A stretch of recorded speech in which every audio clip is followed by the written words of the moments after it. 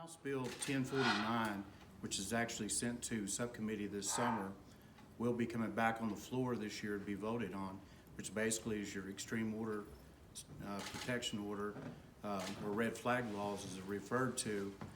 Basically, if a family member or someone brings a petition to the judge, a police officer, and then the judge would review it, and then they would basically serve a warrant and confiscate any weapons at that time from the individual. They were not allowed to have guns, ammo, and it would be 21 days before they appeared before a judge, basically a cool-off period to do that. But you're having someone who is basically not committed a crime, property being removed, and basically that's where you get into the Second Amendment.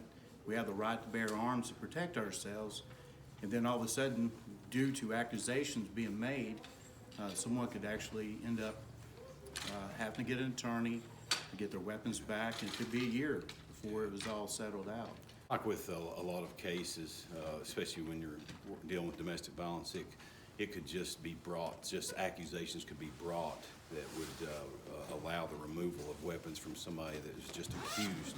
So they're not really granted their 14th Amendment due process. So they're pretty much, the weapons are taken, they're not granted that rights of the accused of, and he's not even being charged with a crime. I'm in full support of the Second Amendment sanctuary, and as law enforcement officers, you know, we are sworn to protect and uphold the laws of the state of Tennessee, but also the Constitution. And when we do that, we enforce these laws fairly and impartially. And it'll be up to the judge's orders. Like I say, even when you look at the issues they're having in other states, I think there are 17 states that went with these. Every one of the laws are not similar in value, so there's a lot of stuff that's questioned. Even that some judges are grappling with these red flag laws. So even the judges are having a hard time. So while some people may say this is this type of resolution is a feel-good resolution, it's actually letting the citizens be heard in Nashville and let them know that we're not happy with our Second Amendment rights being infringed on.